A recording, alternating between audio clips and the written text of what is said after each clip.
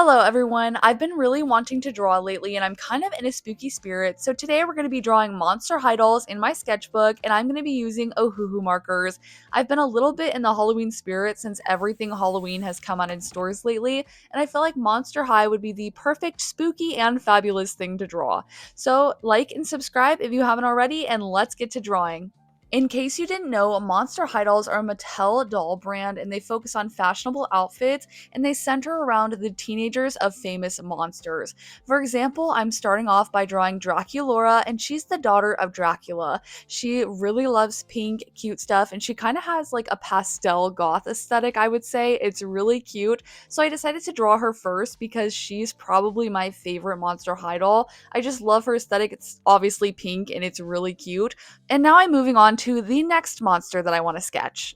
I decided to choose some of my favorite monster high dolls to sketch, so the next one I'm sketching because I think she's quite a diva, and this one is Abby Abominable. She's a Yeti, and she has a really fun outfit and really pretty hair. She has a whole bunch of different colors in her hair and sparkles, and then her outfit is just really fun because it has some little fur elements to it, so I thought this one would be a really fun one to sketch, and I wanted to make it look like she was doing her makeup, so I gave her some lipstick that she was putting on in her hand, and I feel like this one is going to be so cute, although I didn't realize how complicated the pattern on her dress is, so this is definitely going to give future me some problems, but for now it's looking cute. I decided to write their names on the side just to add something to the page, and now I'm moving on to the next Monster High doll. At first I wanted to put 5 on this page, but I found out that that just wasn't going to work, so then I really had to try and pick and choose who I wanted to be on this page. I decided to go with Venus McFlytrap for the next one. She's really cool. She's got kind of a punk look to her and she has really fun hair. So I feel like she would be a fun one to put on the page just for the sake of the colors, really. She has really bright and vibrant colors, so I wanted to include her. And of course, I had to add one of my favorite pieces, Draculaura's boots. I think they are so cute, and there was a little space left at the bottom, so I put them right next to Draculaura. And next up is the last Monster High doll that I'm going to draw. This is another one that's one of the main ones. I'm going to do Cleo Denial. I felt like I had a little bit of room to add her in, and I feel like her hair really speaks for itself. So since the space was limited, I wanted to make it just more of a face one, so the outfit's not showing, so that way her hair would have a moment. And then I included the little logo for Monster High in the bottom too, since there was a little bit of space left on the page and I wanted it to look full. So then after that, my sketch was completed. In my opinion, the sketch is the hardest part, but I have a little trick to try and make it perfect, because if you have a good base sketch, then chances are that the rest of it's going to turn out okay. So I'm really liking how it's turning out so far, but to do a little test, what you can do is take a picture of your sketch and then go into your camera app and flip it around, and this will just give you a different perspective, and it helped me make a couple of changes that made the sketch just a little bit better. And now it's finally time to go in and start outlining everything. Sometimes I put a lot of work into the sketch since it is the foundation, and I think it makes a big difference when you have a good one, but other times I'm a little bit lazy and I leave some guesswork for my future self when it comes to outlining.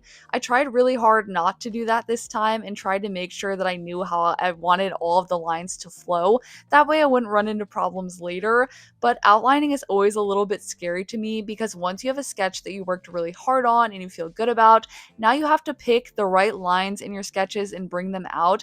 And also you have to have a really steady hand when it comes to outlining. So this part always scares me a little bit. I like to just take one final look at the last sketch. Sometimes I'll take a picture. That way if something really bad did happen for some reason, then I could go ahead and take the sketch into Procreate or something and create an outline there. But thankfully it turned out okay. And even though the outlining part is scary, it really does start to bring everything together and make it look so much neater. At first, I just went in with the same line width everywhere, and I go ahead and add in different line widths at the end, but this just helps me to keep my sketches really neat and helps my outline to look polished. I was also really trying to bring my vision to life. I had an idea to draw Monster High girls, and I thought it would be really fun to do that. And I kind of had a picture in my head, especially of Draculaura and of how I wanted them to look. So it's really cool to start to see that coming to life on the page. I think Monster High dolls are so fun. I love that they bring fashion and monsters together. They're kind of spooky, but they're cute. And I love the whole vibe. My sister was super into Monster High dolls growing up. She had all of them. It was definitely more her thing. They came out a little later. I was born in 2000, so they were a little bit too late for me. I think they came out like 2010, but she has so many of them and she still has them. And we watched some of the movies, and yeah, so they're really cute. They're just fun. And I love that they kind of have like a spooky Halloween aesthetic. So this was really fun, especially during like a summerween moment, because I feel like it's the perfect time to draw some of these, especially with back to school season right around the corner since they go to school and that's a main theme too. I didn't include all of the main Monster High girls. I especially was worried that people would be upset that I didn't include Frankenstein. I feel like she is the main character of a lot of the TV shows and things, and I'm not sure how it still is. Like, I only know the older or like the first generation. I don't know how they've changed things now, but I was scared. But then I looked up online who was the favorite Monster High doll, and it's Draculaura. So comment down below who your favorite Monster High doll is. And now it's time to bring out the colors, the best part finally. Abby Abominable's up first, and I'm starting with one of the key features of a Monster High doll, the makeup. I didn't want it to get blended out in the skin tones. They have really fun skin tones, and I wanted to make sure all of the makeup colors really popped.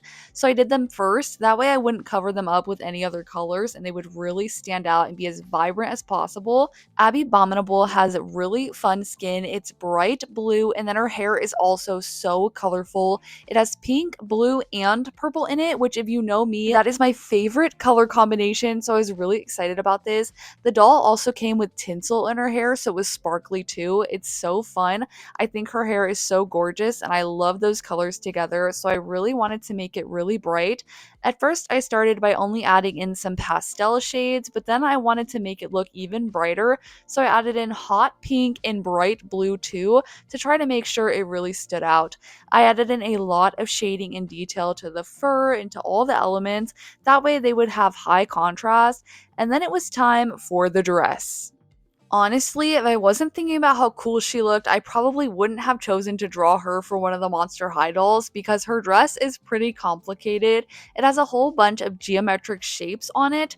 The best way that I did this was to try not to overthink it. I just picked 4 different colors and made a whole bunch of teeny tiny triangles and colored them in. And I think it turned out pretty fun, and I'm glad that I took a challenge with this one and did the fun pattern. This taught me a lot about different things to do. I'm not always the most creative when it comes to dresses and fashion design, so this was really fun to get to practice creating different patterns and fabrics, and it was also really challenging. But then it was time to add in those bold colors that I was talking about for the hair, and then it was completed, but not before I added in a whole bunch of gel pen highlights and sparkles. Since she's a Yeti, I wanted to make her look extra frosty, so I added a whole bunch of sparkles to her skin, and then I brought in even more sparkly gel pens to really make her shine. I also made her look a little bit frosty and added in a lot of white to make her look icy. And I think this turned out so cute, and I loved adding in all of the sparkles. I even added in some glitter markers, which was a little bit of a risk, but they have sparkles actually inside of the marker, so I felt like it was worth it. The reason it's a risk is because these are water based while the other markers are alcohol based, but I think they were worth that extra bit of shimmer. And then it was time to add in that line width. Something about me is that I don't usually add in a lot of line variation, but it's an easy way to make your drawings pop a little bit more and emphasize parts of it that you want to. So I've been practicing trying to make lines thicker or thinner based on how I want them to be. And now it's time to move on to the next Monster High doll to color in, which is Cleo Denial. She is a mummy, and when I think of her, I mostly think about gold, so I really wanted to emphasize those details in her hair and in her jewelry that really make her stand out. It's kind of crazy how identifiable these characters are, even just in their faces. They made all of them look so unique, so it was fun to get to capture some of those elements and think about design choices that made these characters instantly recognizable. I feel like doing character studies like this also helps you when you're inventing or trying to come up with your own characters because it helps you think about some of the backstories and things that you should give them too, such as patterned outfits or fun hair or recognizable different makeup or features. It was kind of crazy because when I was drawing these, I kind of thought they would all have the same exact face since they're all just dolls, but they actually had different makeup and somewhat different facial structures. It was a little bit crazy to find out, but it made drawing them that much more fun because none of them were the same and I had to pay a lot of attention to detail.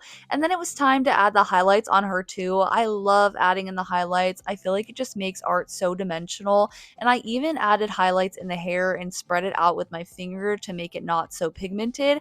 And this really made them have that shiny, glamorous look. And I loved how it was turning out. I added in a lot of sparkles to make the gold glimmer. And then I added in those different line weights. And now it's time to move on to the next Monster High doll. For this Monster High doll, I decided to do Venus McFlytrap. She is a plant monster with a punk look, and I remember thinking that even next to all of the other monsters that she stood out and looked really cool, so I had to include her in my sketchbook. She has a side-shaped head, which is really fun, and she has pierced ears, and she has a bright pink and bright green hair. I think her aesthetic is so fun and so cool, and even though she's a monster like the rest of them, she still stands out in a different way to me. I think she looks so fun and has a different aesthetic than the rest of them. She's not as cutesy, so I wanted to include her too. Although I'm not gonna lie, I don't love her outfit.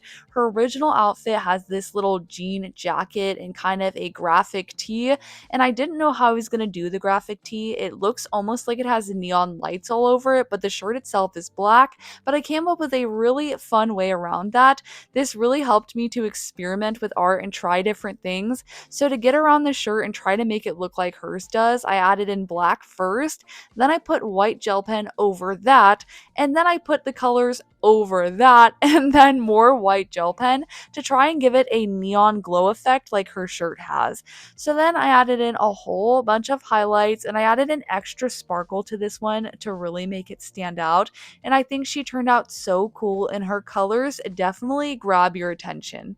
There were some Monster High dolls that were just so much more unique than the rest, in my opinion. There was one that was a skeleton, and her body, like the body of the doll, was an actual skeleton. Or there's a robot one where she has robot pieces. They just did some really fun things. But now it's time for the last Monster High doll, which is the best, Draculaura. She's a classic monster, she's a vampire, and she's bright pink, and her aesthetic is so fun. It mixes pinks and black, and it's just so cute. It's cohesive. She has a little heart on her cheek. It's very fun. I don't know what's not to love, really. So I wanted to make this one the best one, basically. I saved it for last. So that way I would have some practice on the other ones before I got to this one. And I think it helped because by then I knew the aesthetic that I was going for and knew how to break up the colors a little bit more and what I needed to do to prioritize the looks that I wanted. I wanted these to look like the Monster High dolls and keep pretty true to their designs, but I also wanted to incorporate some of my own style in there, which mostly means extra vibrant colors and lots of sparkles. But I tried to stay true to the original characters in this one.